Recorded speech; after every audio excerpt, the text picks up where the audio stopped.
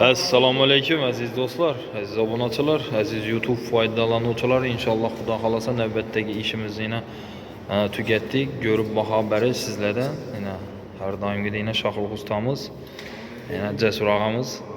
Shunda yana Xudo xolasa mostamizni o'ylanib klip berdik.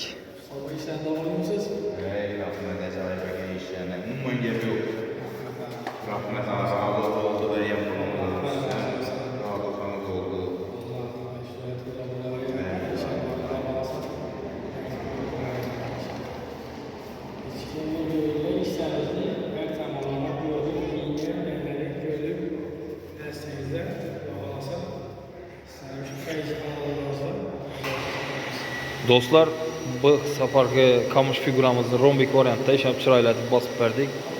Shunday qo'lni ko'rib baho berasiz. Endi navbatdagi qismda sokol xizmatlarimiz oladi. Xudo xolasa sokollarni ham chiroylatib, ularni ham bitkazib, videolarni qo'yib boramiz, ko'rib baho beraverasizlar xudo xolasa. Shunda ishlab chiroylatib berdik do'stlar.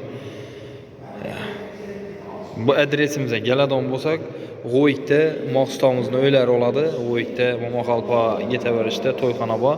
Shu to'yxonani egasini uyi bo'ladi. Xudo xolasa ko'chalarni ham millatni chiroylatamiz. Shudagi obunachilarimiz bemalol kelib, ko'rib, bizning ishlar bilan tanishishlari mumkin xudo xolasa do'stlar. Ya'ni shunda polni ham millatni chiroylatib berdik do'stlar.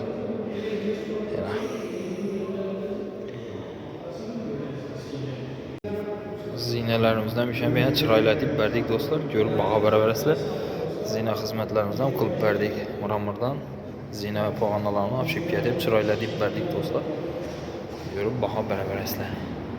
Do'stlar, videoga yoqqan bo'lsa, obязательно like bosib esdan chiqmasin. Kanalga yangi bo'lsangizlar obuna bo'ling. Xudo xolasa foydali chiroyli videolarni chiqarishda davom etamiz. Sog' bo'lasizlar, omon bo'lasizlar do'stlar.